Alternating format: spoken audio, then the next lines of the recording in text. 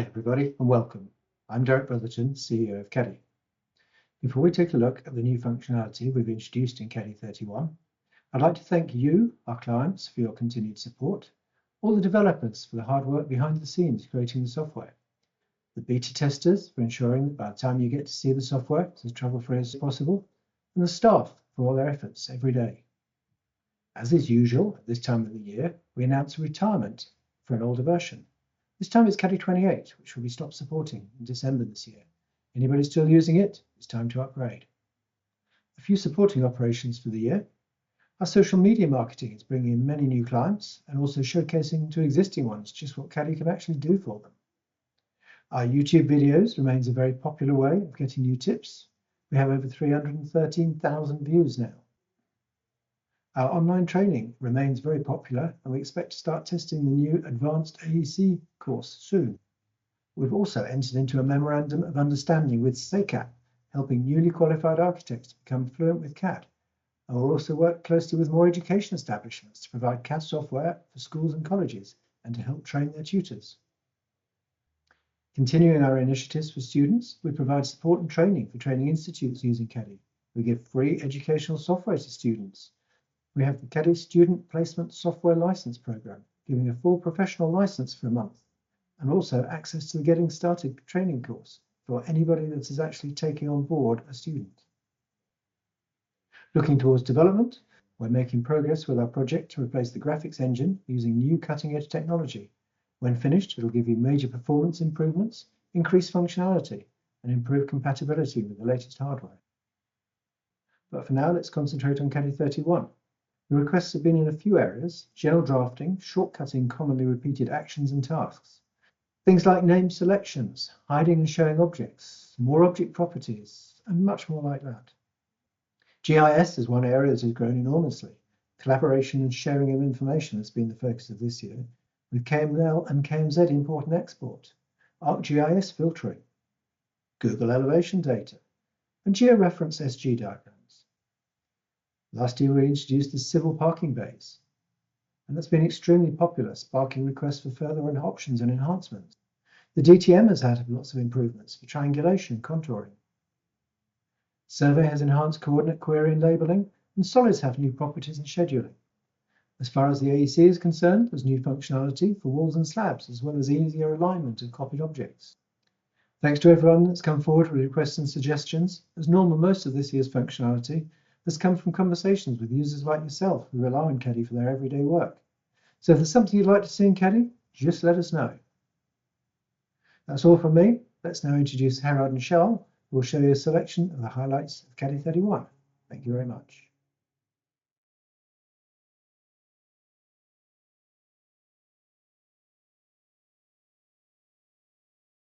Good day everyone, and let's recap on the installation itself. Once you've installed the Caddy, with your first time startup, Caddy will ask you to make a choice if you want to run the multi-discipline menu or the classic menu.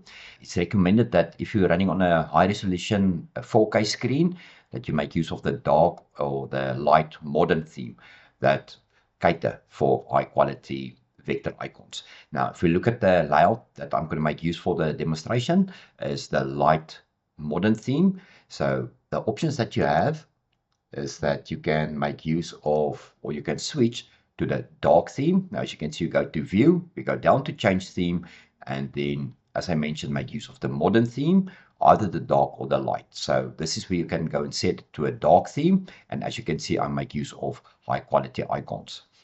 Or you can switch to the theme that I'm using at the moment. Same path, we go to view, change theme, go to the modern option, and you use the light as well as the high quality. If you prefer to stick to the previous window look, that's the old classic look, then same path, but then you're going to make use of the classic theme, Windows XP, and then you can select the blue or the olive or the silver. And as I mentioned, I'm using the multi-discipline menu. If you prefer to use the classic menu, the path that you have to change, let's go to configure, we go down to menu system, and you choose the first one in the list that says classic menu. So that is when it comes to set up your theme. Then on the right hand side, I've docked my object properties on the right hand side. So if you open your Caddy and your object properties is, say for instance, in the middle of your screen, all you have to do is you can take your pointer, take it to next to where it says object properties, left click, and as you drag it to the side, you will see then at some stage it will merge on the right hand side. If the object properties doesn't display, just right click anywhere in your model space and you go down and you will see this option that says object properties. So once more object properties is docked to the side, because we're going to use it a lot. Then there's one other bar I also like to take to the side. You're all familiar with the context toolbar, that once you click on an object, either lines or text or dimensions, it will give you related commands. So I'm going to take my context toolbar and I'm just drag it to the side and I'm going to place it on the side. So that's to set up your caddy for first time use. So let's carry on.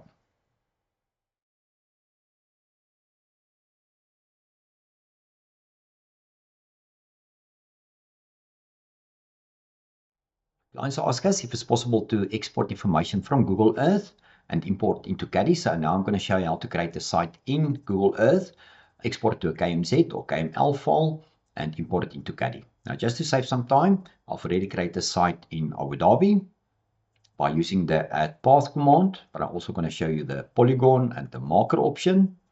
So here we go. Here's my site. So all I just did, I went to the option that says add path. I indicate the boundary.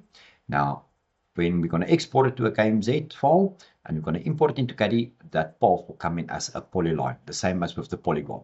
So that is when it comes to the path. So let's add the polygon as well. So I click on the command while the dialog is open. All you can do is you can just left click and indicate the site that you're looking for or you want to make use of. You can give it a name and you say OK. And the same as when it comes to your marker. So I'm going to click on the marker option. While the dialog is open, I can reposition my pointer or the marker, give it a name, and I'm going to say OK. So we've got the path, polygon, and a point. So now we're going to export it. So all you have to do is we're going to right click and we're going to say save place as. The system will ask you for a name. And as you can see at the bottom, there's option KMZ or KML. The difference, the KML support lines, polygon, and a point. Your KMZ support all three of them, including, say, pictures or 3D models as well. So I'm going to say save. And all we do is we go to Caddy. In Caddy itself, as you can see, it's a brand new drawing. We go to GIS on the left-hand side. We go to CRS because you need to tell Caddy where you are. CRS is for your coordinate reference system. We're going to click on the search and I'm going to say Abu Dhabi. Picks up in the system and I'm going to say OK. Now, the system will show different projections, either flat or round. I'm going to make use of the round projection, but you can make use of the flat projection as well. So I'm going to say OK.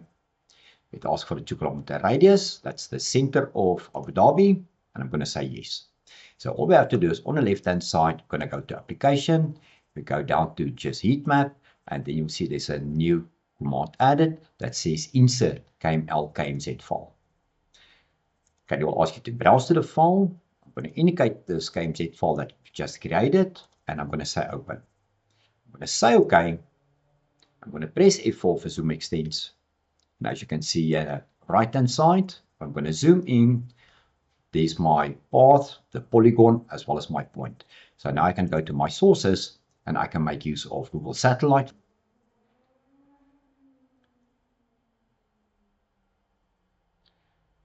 And as you can see, there's my polygon at the bottom, my path at the top, and my point on the left-hand side.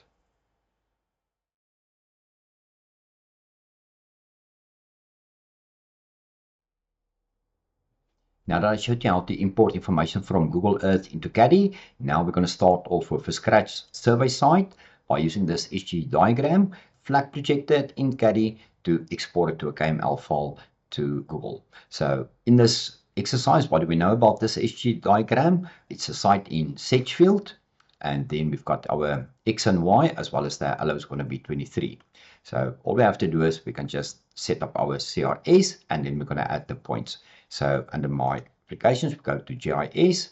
In the subcolumn, we go to CRS to tell Caddy where we are. So that's going to be a coordinate reference system. So I'm going to go to the search and I'm going to say Sedgefield. Picks up in Western Cape. I'm going to say OK. And as you can see in the list, Allo23, and that makes sense. So I'm going to say OK.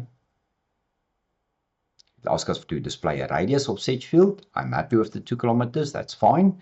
So now we just go back F4. I'm just going to go back to this image so that we can fill in the data. Now at the top, as I mentioned, we've got a constant X and a Y. So the command we're going to make use of is a GPS in. So I click on the command, and now you will see that up to carry 30, you have the option for latitude, longitude. So new to 31 is that we can add grid coordinates. So I'm going to set it to grid coordinates, and I'm going to say add point. Once again, you can see it's already set to survey coordinates. And now I just have to type in the value. So my X value, I'm going to make use of the 66711.24. And then I press tab, and my Y value is going to be 18088.14. The height in this case is irrelevant, and then my X constant is that 3.7 million. So it's 3700.123.00. So as soon as I'm going to say add point, it will add it to the list. So now we're just going to fill in the rest.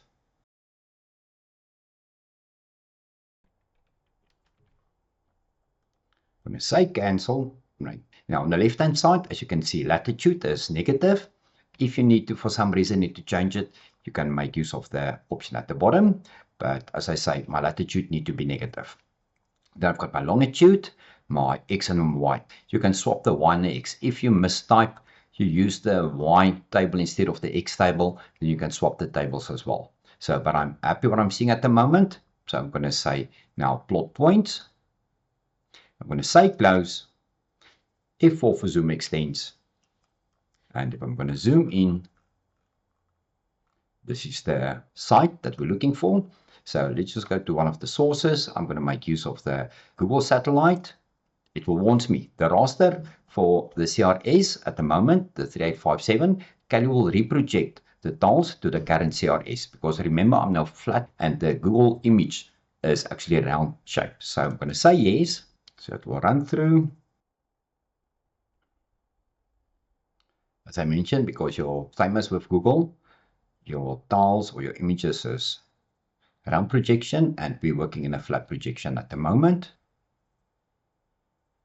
But that makes sense. That's where the site needs to be. Now we're going to export the site to Google.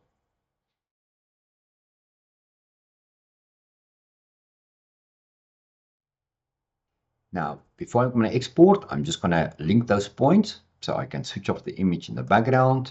And I'm just going to create a polyline. Depends on what is your auto snap settings. Otherwise, you can just go to additional snap modes, point, and we're going to link those 5 points because we're going to export this polyline. So now there's my site. So just freehand, I'm going to select this polyline, and then we're going to go to application. We go to GIS heat map, and we go down to export, select it to KML or KMZ file. We're going to give it a name. Let's call it Sedgefield. Now, as you can see at the bottom, you've got the option KML or KMZ. I'm going to say save. Okay, will confirm KML file create successful. I'm going to say OK. We can minimize caddy. Now, if you're going to email that KML file to a client, you can just double click on the file if you has got Google Earth. Otherwise, you can just go to file open and you can browse to that file. So let's go to desktop and we're going to say Sedgefield, and I'm going to say open, and it should take us to Sedgefield.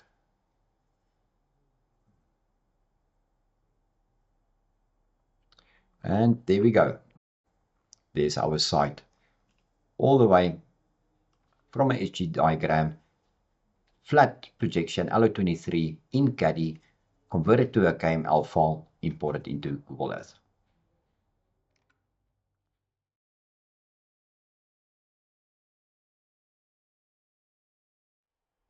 With your saved views, you'll find the command and a view, and we go to saved views. As soon as you make use of your saved view, Caddy will take you to that particular view. But now you would like to manage the view.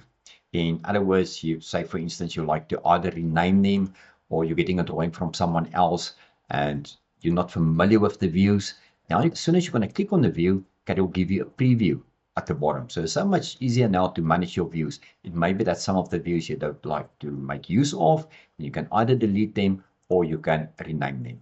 So by just toggle through your saved views, it will give you a preview and you can decide what you would like to do to them.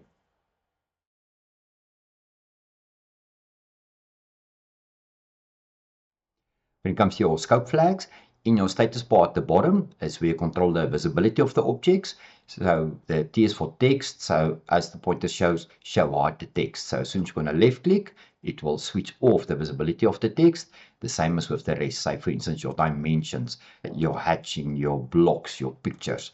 Now the enhancement in Carry 3.1 is that if you want to switch them back on again, you don't have to go and click on each and every one. You can just right click any flag and you can just say show all and it switch them all on.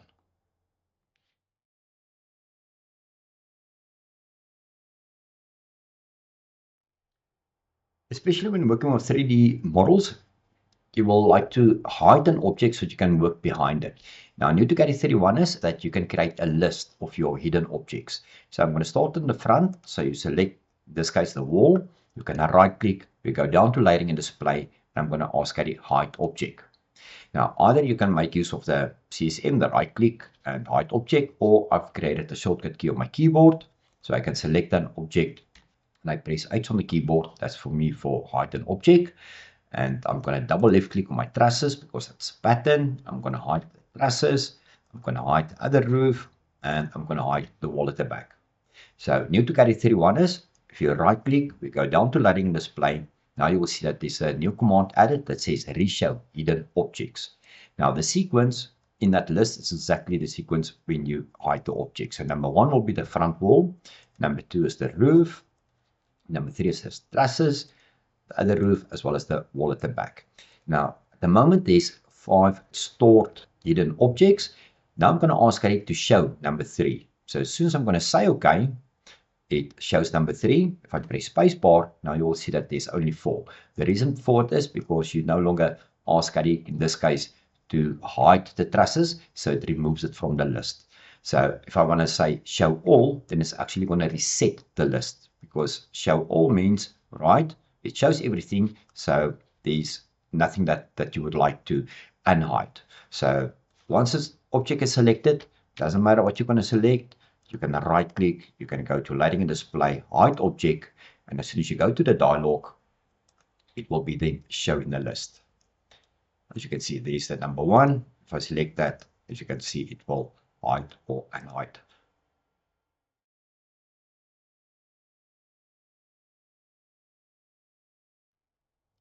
When it comes to your selection, we teach you that if you select from left to right, it will only select what's inside the vicinity of the selection box. If you select from right to left, it will select what's inside as well as what it crossed. So new to Carry 30 is it's an existing command, is that as soon as I'm going to start my selection, you will see that there's an option that says P for polyline. So we had it up to last year, but now you will see the enhancement is as soon as I'm going to left click, have a look. As soon as I'm going to left click, it will show me that this will be selected. And then I go to the next one, that is selected. Next one. So as soon as you're going to left click, it will actually immediately highlight or select the objects that you cross. So I'm going to say E for end, and then I'm going to carry on this side, P for polyline, and as I left click, it shows me what is highlighted or selected, E for end, and then for that matter, I can go to my object properties and change it to a different pen color or different line style, and even if necessary to a different layer.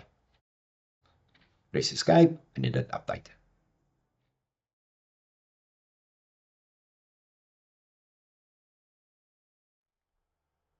You're all familiar with selecting components. You can select multiple components, and then as soon as you're going to press escape, you can either go back to select and ask it to recall last selection, or you make use of a shortcut key on your keyboard, but that's only one step back.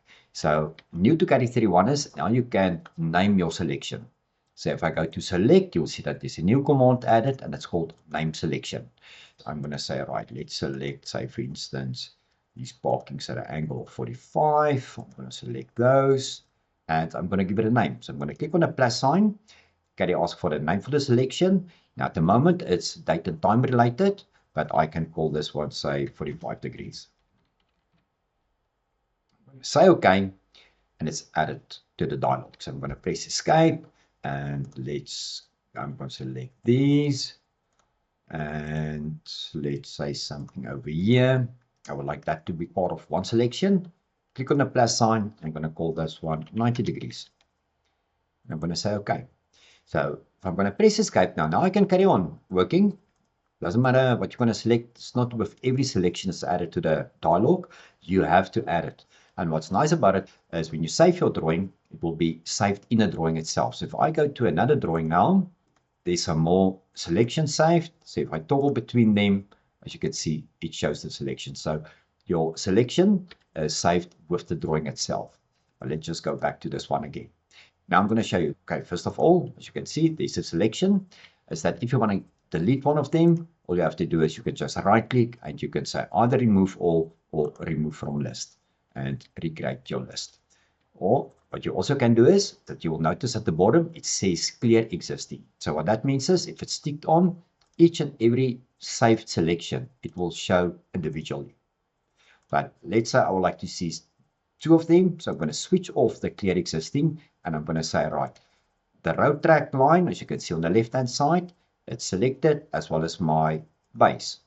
So now both of them are selected and I can ask for trees as well. So you can control your saved selections and the selections are saved in the drawing itself.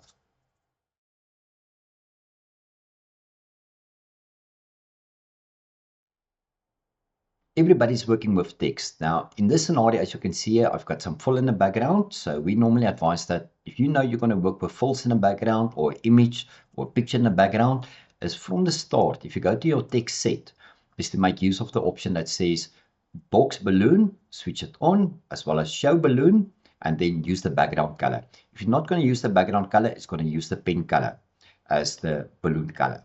Now, in this exercise, you can see it's not being used. So if I go to my sheet and I go for print or F7 and I'm making use of my monoplot style and I say preview, then that's my end results. But I would like to see the text. So here comes the enhancement in CADI 31.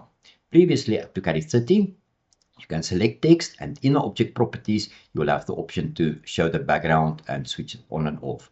Now you can select multiple text. So I'm going to select my whole drawing. I'm going to go to my M-text. And at the bottom, those four options are added. So show background, I'm going to switch it on and I'm going to ask CADI to use my sheet color.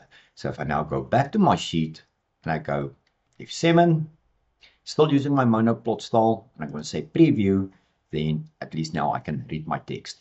You may notice that everything prints black and white because it's a monoplot style. If for some reason, I'm just recap on something that we've introduced a few versions back, is that I don't want to make changes to my plot style itself, but I would like this color to print. So I can select a not necessary hatch. It can be any color or any object. So I'm going to select multiple hatches in this case.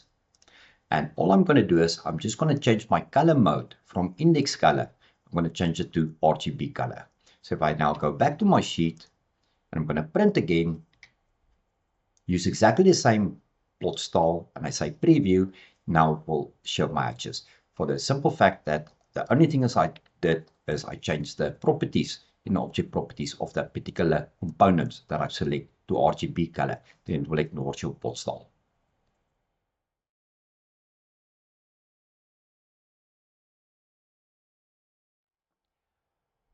When it comes to override dimension text, is that maybe you have experienced it before. You're getting a drawing from someone else and they overwrite the dimension. So they did a dimension and then they say, okay, that 3450 is supposed to be 3300. So they select the dimension, they right click, they go to dimension and they say edit text. So then they say, let's say 3300 and we say, okay. So now they've edited the text, but have a look. First of all, the dimension didn't update to 3300 because you overwrite the text. So if I'm going to make use of the stretch command, I'm going to keep it like it is. I'm going to say okay, and I'm going to say, right, let's stretch this wall from here, say up to there. Have a look and see. The dimension on the left-hand side will update, but the one that's been edited will not update. Have a look and see. As soon as I'm going to indicate, you'll see that the dimension on the left did update because it's correct, but the one remains 3300. So here comes the enhancement in CADI 31, is that you don't know which text has been edited. So you can select any text, any dimension, and you can go Shift A. That means select similar objects. So now all my dimensions are selected. And as soon as I'm going to right click and I go down to dimensions, I'm going to ask Caddy reset dimension text. Now have a look. There's one that says 3,300. Here's one that says 2,800. Have a look and see. As soon as I'm going to say reset text, now they will update to the correct value.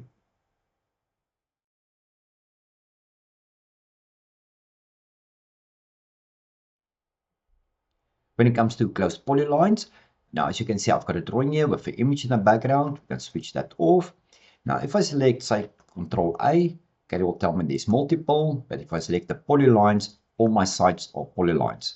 So I would like to say, for instance, measure a site. So if I select the polyline, as Caddy says, polyline 1, this particular one isn't closed. It's open because it has got a red dot.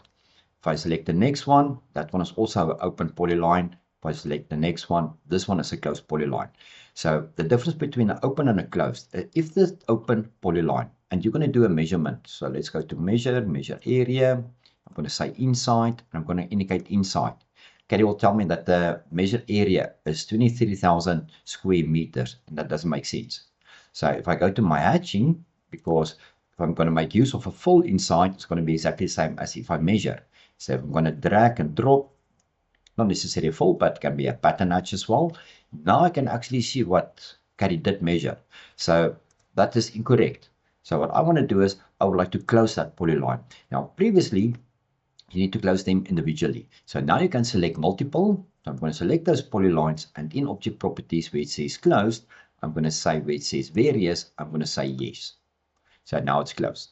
So now if I go either measure or let's make use of the quick hatch again, now I can just drag and drop, and now I can see exactly right. They are all closed polylines.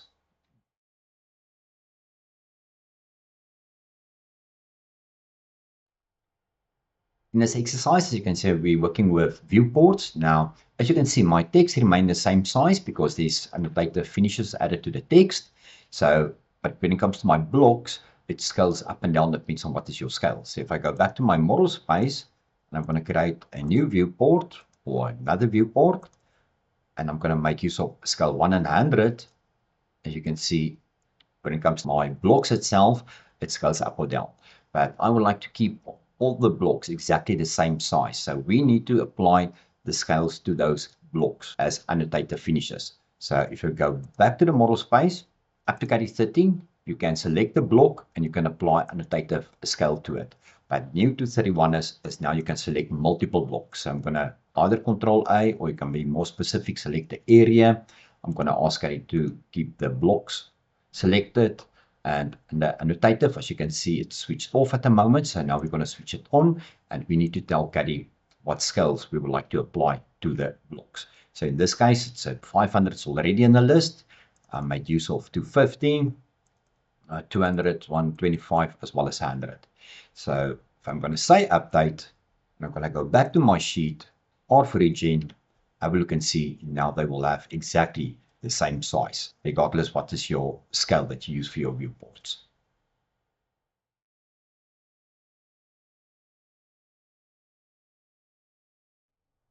When it comes to delete duplicates, there's two things that I want to show you. First of all, is that if you're going to go to the command itself, it's under modify, we go down to delete. Now remember, if you're going to click on delete duplicates, it will look over your whole drawing for duplicates. So I'm going to click on delete duplicates. It runs through the drawing. This is likely a small drawing. It picks up the lines, it picks up the circles, and new to Caddy 31 is it also picks up hatches. So I'm going to say OK, and it delete the duplicates. And here comes the nice thing about the delete duplicates, or the option, and that is that you can ask Caddy to say, for instance, check only a certain area for me for duplicates, just to save some time. Otherwise, if it's a huge drawing, it's going to take time. So you're going to go to modify, you're going to go down to delete, but before you're going to click on delete duplicates, hold down the shift key on the keyboard. If you hold down the shift key on the keyboard, you're going to click on delete duplicates, and Caddy will ask us indicate the diagonal corners of block to select objects to check. So I'm just going to make use of something small over here.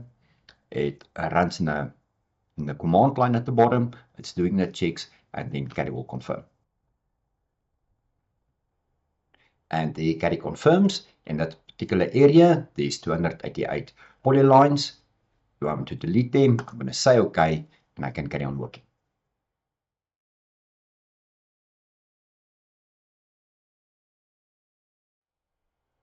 All familiar with the measure command? Now, normally when you measure between 2 points, either you want to get the length, as can you display the length or the area in your command line, or you would like to use it in another command. So if it's parallel, you're going to right click and you say buffer. Now the new announcement of CADI 31 is that now you can copy to the clipboard the value. So you use exactly the same command or measure commands. You measure between 2 points, and then at the top we go to measure, and you will see there's a new command added to the list that says copy measurement buffer to window clipboard. Now we can go to external software, like for instance Word, Excel, or Notepad, and you can say Control V, or you can say right click paste. So that will avoid mistyping. For users that's familiar with the shortcut keys and you would like to make use of shortcut key, just to make the process a bit faster, you're going to measure between 2 points, and I make use of a shortcut key. I go back to my Notepad, and I can then say, right, Control V, that's the new measurement. By creating your new shortcut key, is under your KSU file, the ID is 11936. But please give us a call and we will assist you to create the shortcut key on your keyboard.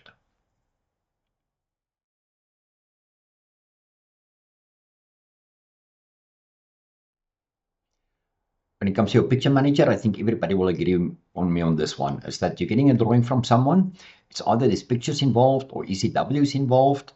And when you try to open a file, CADI will complain about that the missing pictures or JPEGs or ECW files. Now, how the rules works is when you open a drawing, it looks at the original path to looking for those images. If it can't find it there, then it will look in the same folder where you open the file from.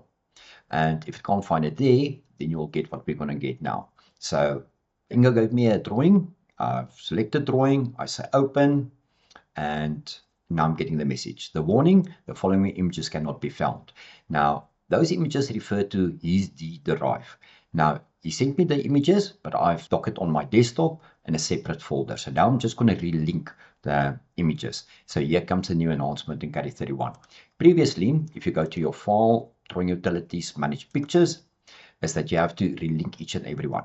Now you can select multiple to update the path. And just to recap on last year, as you can see over here, it shows you where the image is used, how many times, is it in the model space, is it in the on the sheet, or is it maybe in a block. So now you can select multiple images, you say update path, and you just browse to where that image is, where you save those images. And you're going to say OK, you say OK. As you can see, CADI updates. So now, doesn't matter where I go, on my sheets or in my model space, all my images will be up to date.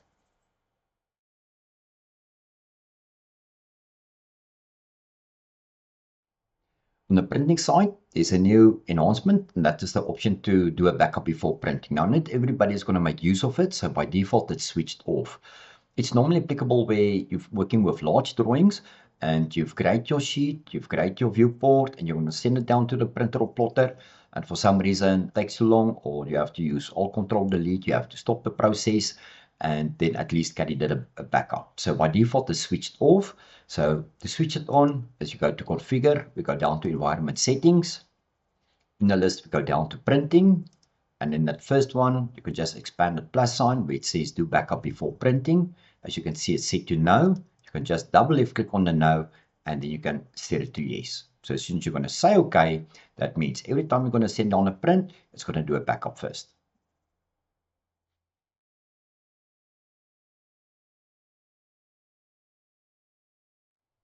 Now, when it comes to the viewport, I'm first going to show you what you may have experienced, and then I'm going to show you the new option that is added to the dialog itself. So I'm going to make a copy of this viewport, and I'm going to make a property change in one of the viewports. So both of them is exactly the same viewport. Now, if I look at the first viewport, you will see that your render mode is set to 3D wireframe. Now, if I go to the second viewport, I'm going to change my render mode from 3D to 2D wireframe. So if I'm going to print now, F7 or file print, I'm going to make use of a monoplot style. So as soon as I'm going to say preview, You may notice that the one that's set to 2D wireframe did listen to my plot style, but the one that's set to 3D wireframe ignores my plot style. So now the enhancement in CADI 31 is as follows. I'm going to delete this one viewport. If I go back, because remember, it can be that you've worked in your 3D model, can be on a different angle, 3D wireframe, Phong shaded, and you went top view, and you say, right, I would like to create the viewport now. We go to the sheet, you're going to say OK, and you're going to give it a scale, and now the new option is added to the dialog that you can say, set the render mode to 2D wireframe for top view viewports. So I'm going to say OK, and if I'm going to place it, I'm going to press escape, select the viewport, you will see that your render mode will be 2D.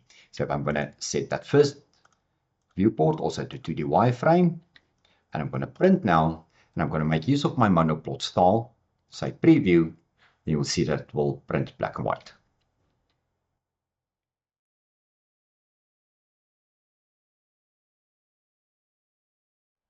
When it comes to creating your viewport, so you go to your view in a subcolumn object VP, and I'm going to define with a rectangle. So as soon as you're going to create your viewport, it brings up the dialog. Now, at the moment, as you will see, it's not as the tab order at the bottom is not the same as it displays in my dialog. The reason for it is because if you right click, you can ask CADI sort alphabetically or sort by order. So if I select or change to tab order, it will show exactly the way that your sheets are set up. So you're not going to reorder your sheets.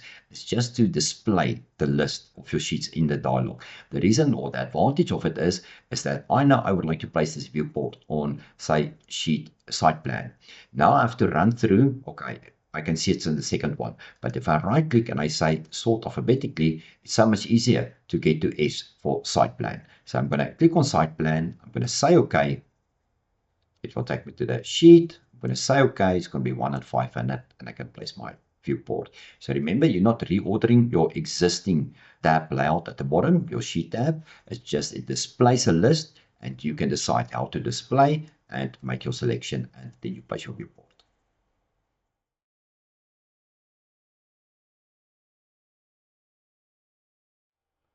Lastly, we introduced the parking by command, and in CADI 30 we did this exercise, and clients asked us for some enhancements to the dialog.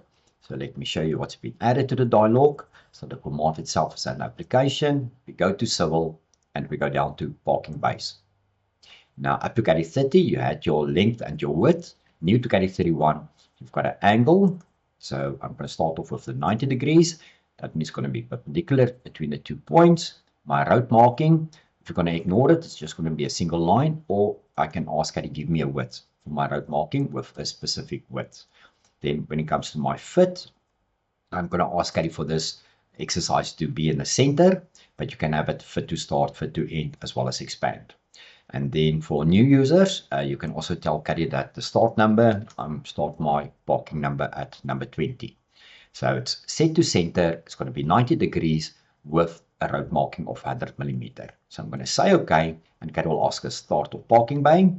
S for snap, indicate first point, indicate last point, and the direction. And as you can see, it did space my parking start in the middle, and it to the start and to the end, and my openings is on the left and the right hand side.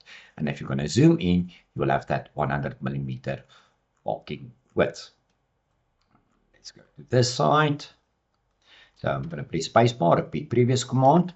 Just a recap, you can at any stage right click. If you go down to recent commands, you will always find your last recent commands in the list here as well. Or you can just make use of the command. Application, civil, we go down to parking base. Now I showed you that when it comes to the 90 degrees. Now I'm going to say a fit to start. I'm going to say OK, S for snap, indicate the start point, and then the end point and the direction. So from the start point, it will start with my parking base, and as you can see, I've got the opening on the right hand side. And the same as vice versa. I'm going to say right change to fit to end. I'm going to say OK, indicate start point, end point, and the direction, and the parking bases at the end, opening from the beginning. And then what I'm going to show you now is the expand. I'm going to stick to 90 degrees. I'm going to say expand. So the line length is exactly the same. So what CADI do is we'll start in the middle and it will expand to the side. Doesn't matter if I'm going to indicate right to left or left to right, because caddy will expand the distance. So indicate the direction, and as you can see, now my parking base is from point A up to the last point, and it's the parking base. Then we've got the one for adding angles. So I'm just going to make use of the 60 degrees, but as you can see, you've got the 45 degrees as well.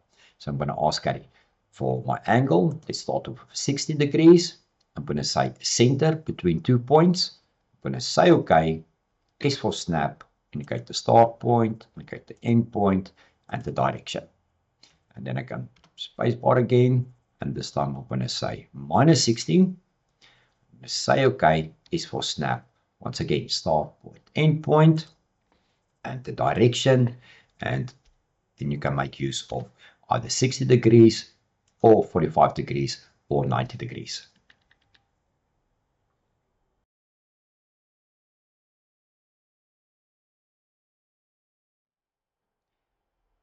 Now that you did your parking base, now as you can see, if you look at the sequence, I've started at the bottom left-hand side, 1 to 9, I came across, then all the way down to 18, and then I jumped to the top, 19, 20, 21, and 22, I went anti-clockwise. And then my boss came back to me and says to me, all the parking bays need to be in a clockwise direction. So now there's two ways to renumber your parking bays. So if I go to the application, we go to civil, we go down to renumber parking bays. Now I'm going to first start off with the one that says set individual numbers starting at, because I've got 1 to 9, I'm happy with it. So 22 need to become 10, 11, 12, 13. So I'm going to say set individual numbers starting at 10. I'm going to say OK. Caddy will ask us indicate by number. I'm going to indicate 22, it become 10, 11, 12, 13. And I'm going to press escape. So that is to edit your parking base individual. Or, because what now need to happen is 10 need to become 14, 15, 16. I could have stick to individual, but I don't want to indicate each and every one. So now I'm going to make use of the increment selected numbers by. 10 need to become 15, so I have to increment with 4. So if I'm going to say OK, caddy will ask us indicate diagonal corners. I'm going to indicate my parking base, and as you can see, it did update your existing parking numbers.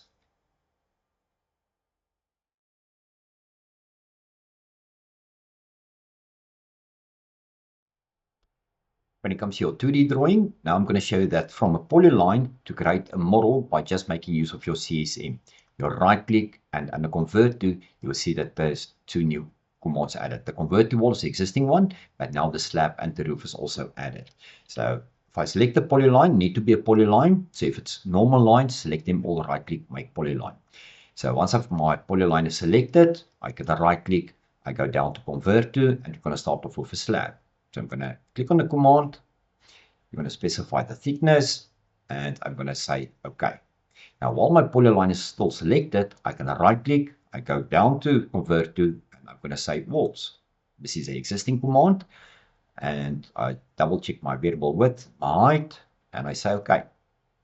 Polyline is still selected, so I can right click, go down to convert to, and I'm going to say convert to roof. My type is going to be heaped, overhang, height, I'm happy with it, and I say OK. So by just having a polyline and you right click and make use of your CSM, a quick 3D model for your client. Let's go a bit more advanced. Now, as you can see, I've got cyan and yellow. My cyan need to be 110, that's internal walls, and my yellow need to be a 220. Now it doesn't matter how you select. I'm going to start off with the P, and I'm going to select my polylines, if end. And now, because once it's selected, you can just right click, convert to, and I'm going to say convert to walls. This time my variable width is going to be 110, and I say OK. Press escape. Now I can select my yellow polylines, right click, convert to walls. This time it's going to be 220, and I say OK. So by just starting off with polylines, you can convert them to slabs, walls, as well as to roofs. And then when it comes to your polylines at different Z heights, doesn't matter if I'm going to press W for world, and as I move my pointer, you'll see that in the command line, my Z height is at 0. So what we need to do is make sure that at the bottom right hand side you're on 3D, because if you're on 2D, it will look at your UCS and it will place the walls on 0, or depends where your UCS is set to. So all we're going to do is I'm going to select only my polylines. Polylines, there's 3. I'm on 3D. I can right click. I can go down to convert to walls. Just double check your settings. We say OK, and on a DTM, you have your polylines quickly convert to walls.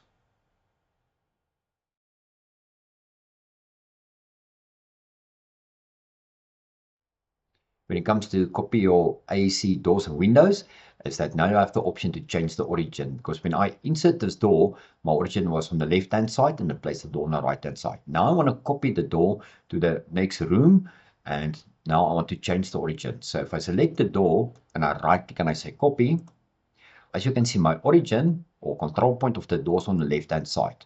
So I'm just going to hold my pointer where it is at the moment, and if I read the command line, I'm going to press O for change origin. So as soon as I press O, now it jumps to the end of the door. If I press O again, to the middle of the door, and then to the, let's call it the start of the door. So you can toggle between the 3 insertion points. So I would like to make use of the right hand side. This for snap, and I can snap. Now it's still on my pointer. Now I would like to snap to the middle of the wall. So once again, if I press O, as you can see, I can toggle between the origin of the door, and it needs to be centered, and I can left click. When it comes to the window, exactly the same. So I can select the window, I can say right click copy. And as you can see, at the moment, if I change to freehand, my control point is in the middle of the window. So if I press O, now it's at the start of the window, and now it's at the end of the window. And now I can just snap to the construction line or whatever you use as a reference.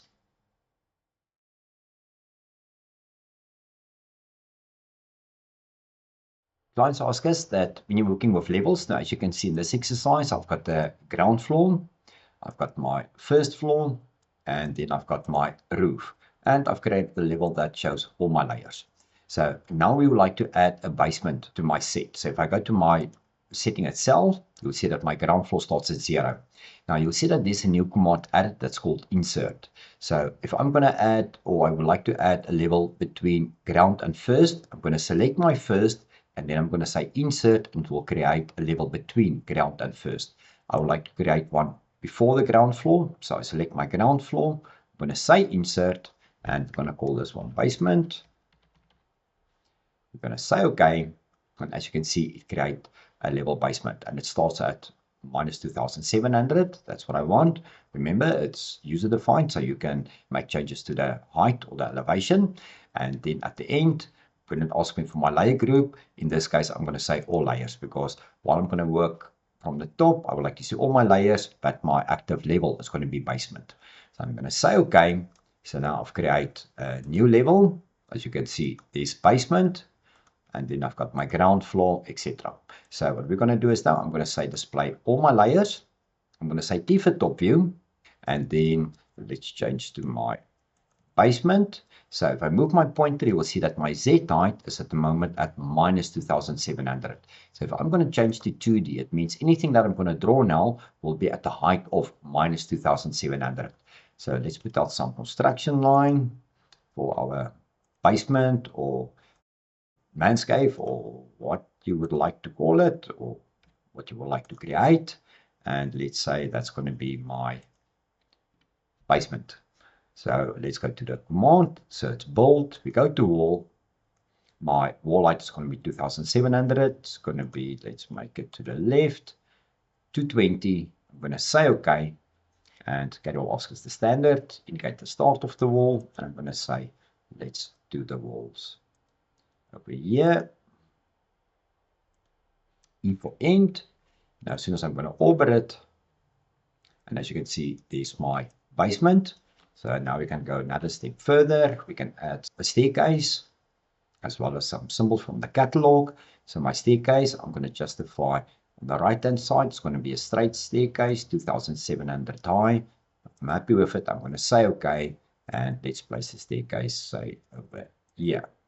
And the direction is going to be in that direction.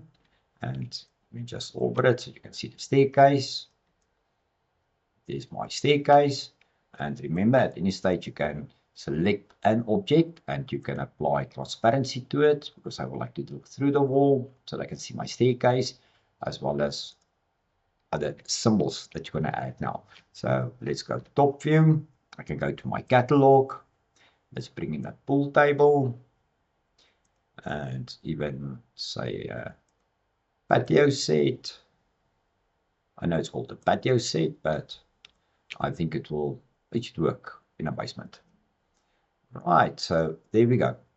From scratch, if I just close this one, is that your UCS was at 0, and all you did is you create a new level called basement by just going to your settings, and on your ground floor you make use of the insert and you double check your elevations and make sure that when you're going to work on that level that you set to 2D so that your wall, your construction lines or your components look at your UCS.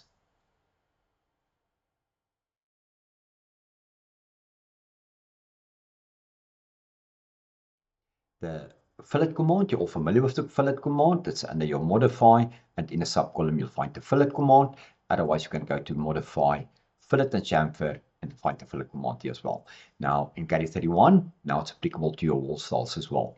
So let's go to ground floor and let's orbit the model. Maybe your appliance is next to you and it doesn't like the square walls. So all we have to do is we're going to click on the command. CAD will ask us what to trim. I'm going to say both, and my radius is going to be 350 millimeter. I'm going to say OK, and CAD will ask us indicate first element. So indicate the first wall, second wall, first wall, second wall, and let's get to this side, and I'm going to say first wall, second wall. So that's when it comes to the fillet command. Let me just recap when it comes to your slabs. I'm going to make use of a rectangle drawn as with polylines. I'm going to say yes, and I'm doing my polyline. Now, if I select the polyline, let's get confirm polyline 1. I can right click, I can go down to convert to, I'm going to ask CAD convert to slab. My thickness is going to be 150 millimeter, and I'm going to say OK. So now you will see that if I select my polyline, remember I can select both, just select the polyline. If I'm going to right click and I go to polyline, you will have the option that says auto fillet polyline. So as soon as I'm going to make use of that command, my radius is going to be 500 millimeter radius. I'm going to say OK. So now my slab is out of date. So if I select my slab, as you can see, there's the fillet added to the corners, but my slab is still a rectangular shape. So now you can select the slab, you can right click, if you go down to slab, you'll see that there's an option that says set outline from polyline or circle. So if I'm going to click on the command, CAD will ask us indicate polyline or circle. I'm going to zoom in, I indicate the polyline, I press escape, and as you can see, it did update the slab.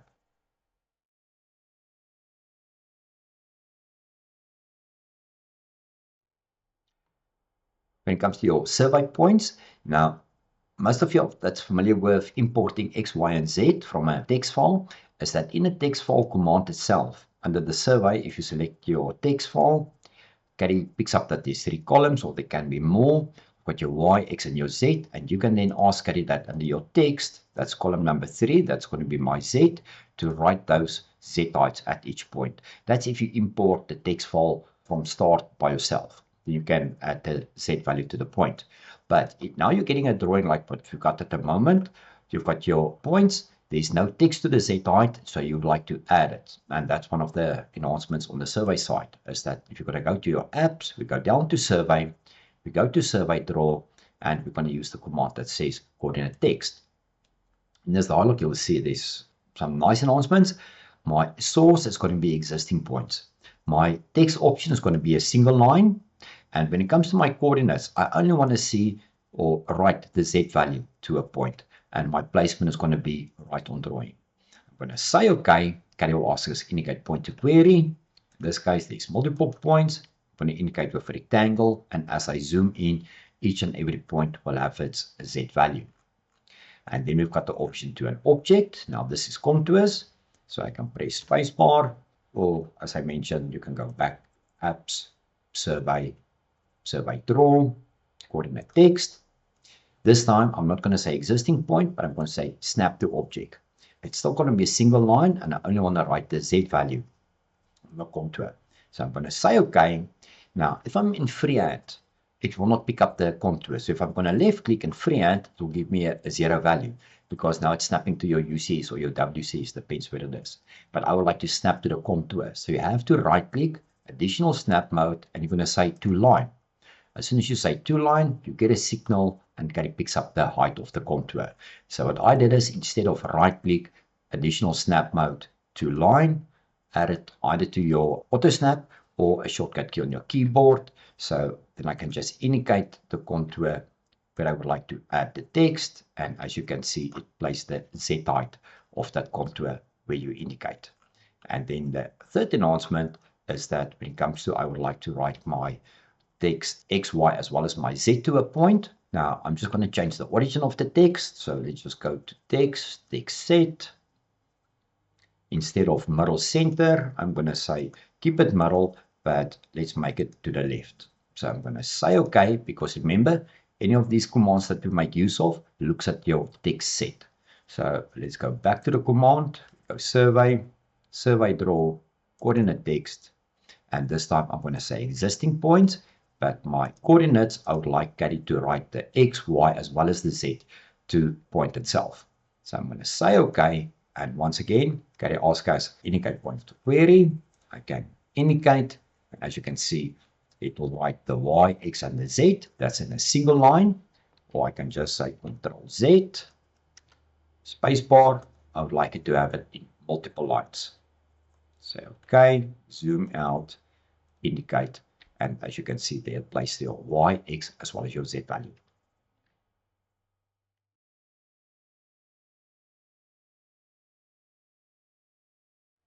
When it comes to labeling contours, now as you can see on the left hand side, I've got a set of contours, but it's not labeled. Now, if we just recap that, say for instance, if you've got a site with points, the first thing you're going to do is you're going to triangulate the site, and then you can just go to DTM and you can ask for Caddy to create contours. Now, in this dialog, Caddy will ask you to label the contours. If I say OK, Caddy will do the contours, and you'll see it did label the contours, but maybe you get from another software, and as you can see, it's not labeled yet. So the new command added to Caddy is that if you go to your application, we go to DTM, you will see there's a new command added that says label contours. Caddy will ask us your text style, your text height, and what layer you would like to place it. You say OK, and now you can indicate either polylines or splines as Caddy is showing the command line, and as you can see, it did label your contours.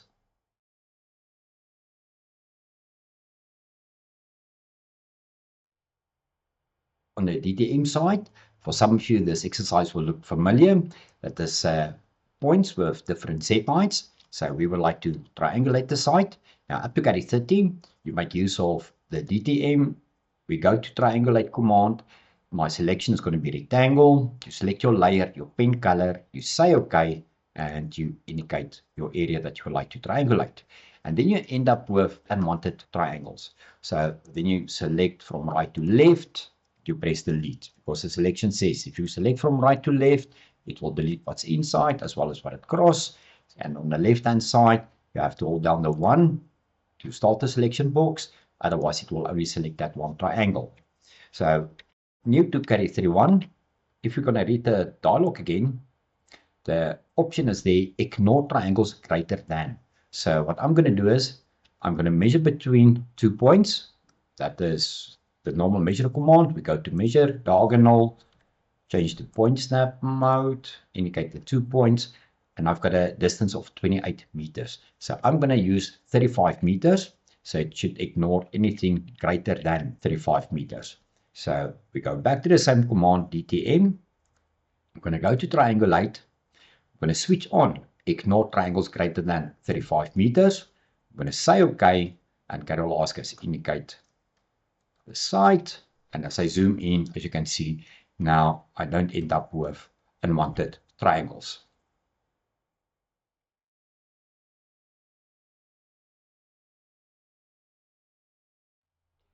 Doesn't matter if you're using Google Maps or Google Earth. What I'm going to show you is that when you copy your coordinates to Caddy, doesn't matter if it's degrees, minutes, and seconds, or degrees only, Caddy will do the conversions on Caddy side. So let's zoom into a place. It can be a place of interest that you would like to copy the coordinates. picked up, okay, yes, large Mooifontein. So if I left click and if I right click, then it shows me my latitude, longitude coordinate. So as soon as I'm going to left click, it's copied to the clipboard. And in Caddy, all we have to do in Caddy, you're going to go File New. And you're going to go to your GIS, you're going to go to your CRS. Now we're going to make use of not the place name, Modderfontein, but I just have to right click and I'm going to say paste. Caddy picks up that the comma was a separator and it split the latitude from the longitude. I'm going to say set. It looks close to Gaborone and I'm going to use 3857 and I'm going to say okay. The radius is going to be 2 kilometers. I'm happy with it. So if we zoom out and we make use of our Google satellite, we switch on that layer and it looks like Mooifontein. So let's go back to Google Maps again. It may be that you've got latitude, longitude, as well as degrees, minutes, and seconds. So let's get closer, say over here. So that intersection, I'm going to just double left click. It shows my latitude, longitude again, but as soon as I click on that one, on my left hand side, it now shows my southern and eastern. So I'm going to say Control C or right click copy. And we're going to go to Caddy. Let's go to a new drawing once again. Let's go CRS. Now we're going to make use of that southern and eastern latitude. We right click, we say paste. Once again, Caddy will convert it. We say set. And let's have a look. 3857 again. 2 kilometer radius, I'm happy with it. So I'm going to refresh my Google satellite imagery. We should get to that intersection. There we go. So it doesn't matter if you're making use of latitude, longitude, or southern and eastern. Caddy will, when you set up your CRS, Caddy will do the conversion in the background.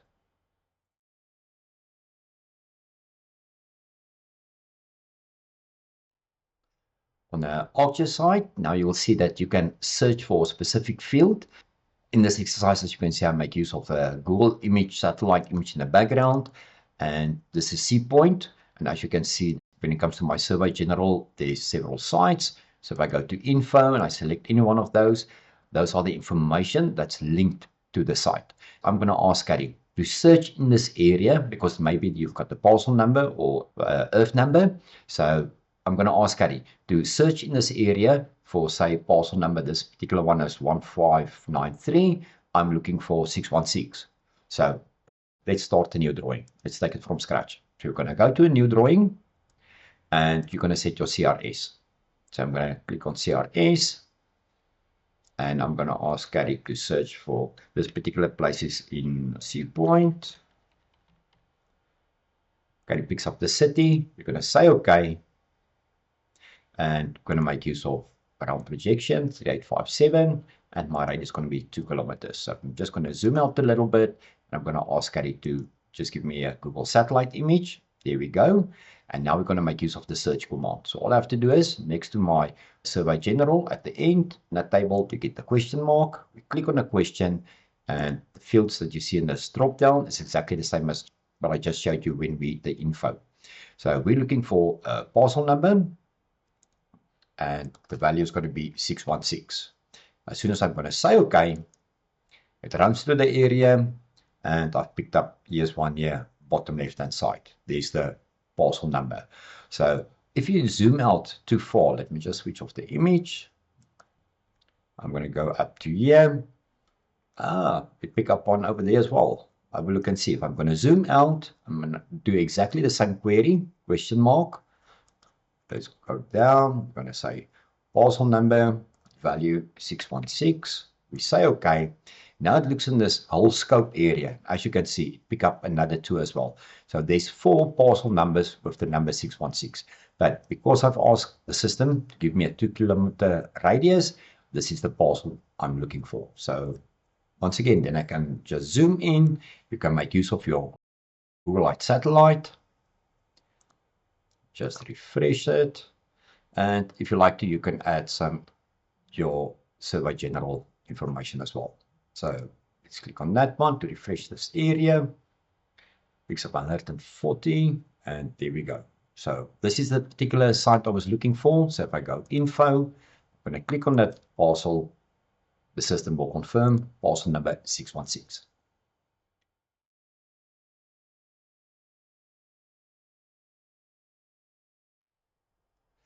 In this exercise, I'm going to show you by making use of your survey general information that there's some attributes that you would like to combine into a table. Like in this exercise, earth number, longitude, latitude, as well as the area.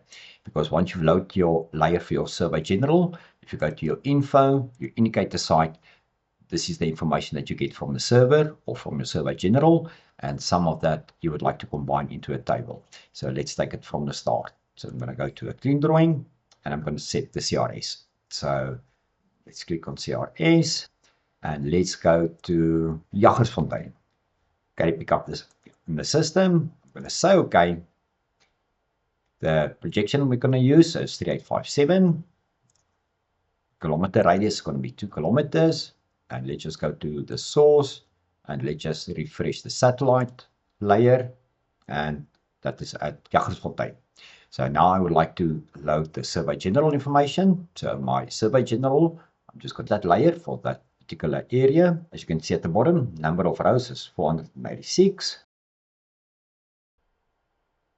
There we go. So if I'm going to switch off the layer for the image, that's the information I would like to make use of to create the table. So first thing that we're going to do is we need to tell CADI what to assign where, because you've got the attributes from your survey general and you like to link them to your table. A sample of the table will be shipped with your catalog. Otherwise, give us a call and we will assist you.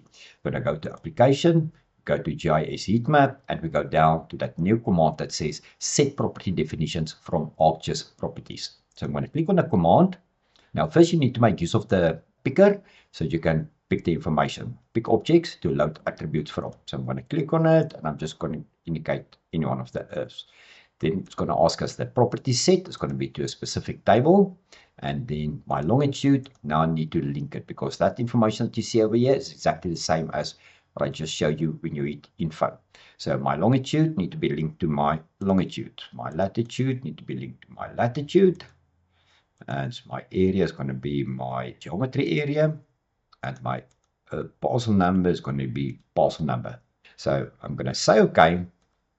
Okay, it'll ask us indicate the orthogonal corners. So I'm going to indicate apply to those attributes, and now we can schedule it. So on the left hand side, we're going to go to draw, we go down to scheduling, go down to general schedule. We're going to make use of this ArcGIS style table. I'm going to say okay, and it will ask us indicate objects to schedule.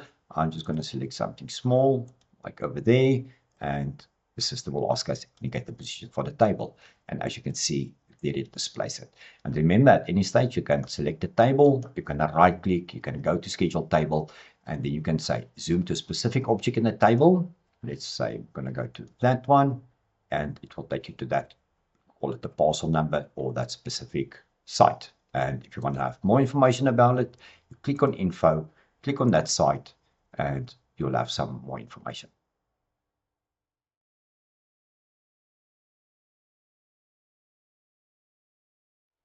In this exercise, I'm going to show now how to create elevation data from Google Earth itself.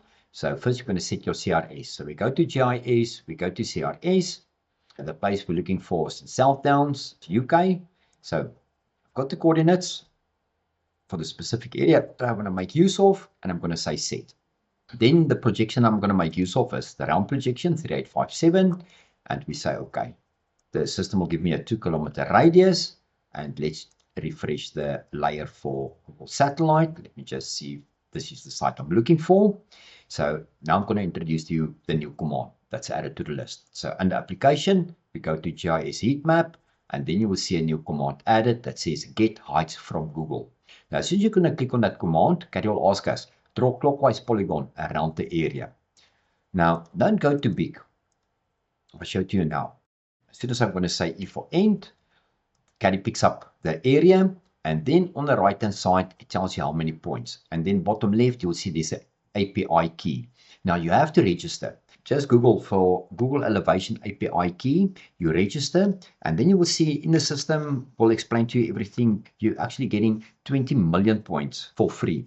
So what that means is every time you're going to make use of the command, it will subtract from your 20 million that's available once a month. So just keep it small. As soon as you're going to decrease the size, so let's say I make it every 50 meters apart, as you can see, it will then subtract or deduct 2,111 points. So I'm happy with the 150 by 150. That will give me around about 380 points. I've got my API key. I'm going to say OK. System will confirm that's going to be the number of points, and I'm going to say yes. And as soon as I'm going to orbit it, as you can see, there's my site.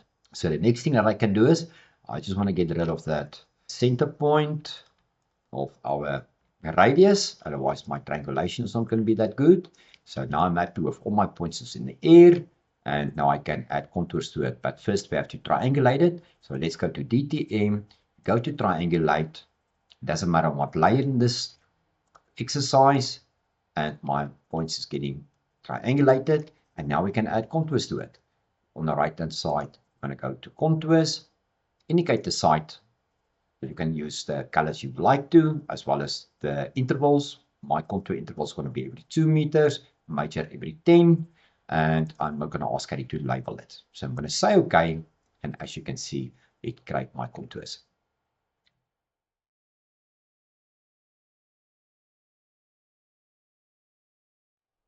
As we get to the end, I'm going to end off with solids. Now, as you can see on the left-hand side, model has been done with 3D solids. Now, as soon as you're going to select the solid, new to Caddy 3.1 is in the object properties, you will see it will give you the volume. Now, the volume will display in cubic meters because I've asked Caddy, although I'm working in millimeters, as you can see. If you go to configure and you go down to configure AC units, in this download, you're going to tell Caddy, although I'm working in millimeters, when it comes to my area, I would like it to measure in square meters. And when it comes to volumes for this exercise, it needs to be cubic meters. So if I go to a new drawing, this is a blank drawing, I'm in millimeters. I'm going to go to draw. I'm going to go down to 3D solid.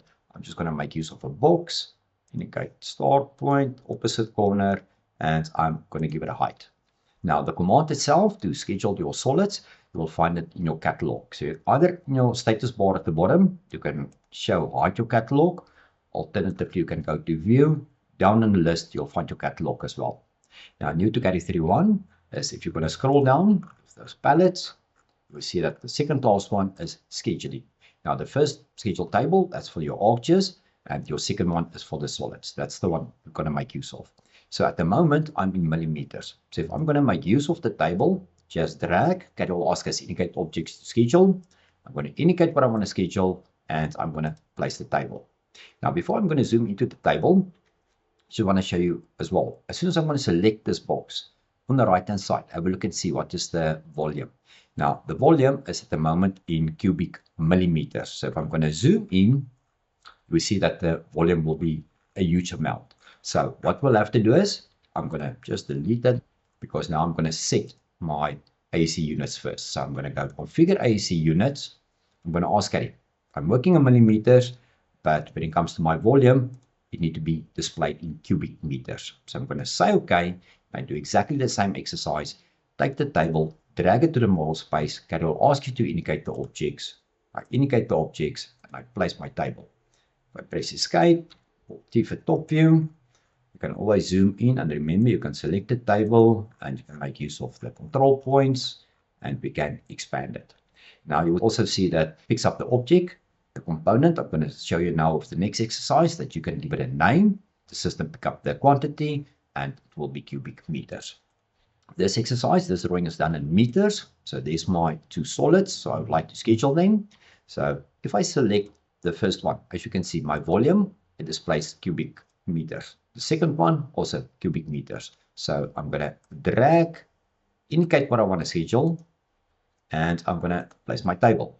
Let's go to for top view. Now you will notice that when it comes to the component, it's also empty. So what you can do is you can select any one of the components, that is your solid. And on the right hand side, if you go to your extended data, you will see that there's an option that says component. So I'm going to call this one vector 1. As soon as I'm going to press enter, you will see that your table will update. So when it comes to solids, you can first of all select the solid. In the object properties under the design, you'll pick up the volume. Or you can go to extended data. When it comes to your component, you can give it a name, the number 2, press enter, and then by making use of the schedule table in your catalog, you can schedule them, and as you can see, it will update, depends on what you use for your components, as well as the quantity and the volume. That concludes the launch. Thank you for attending and stay safe.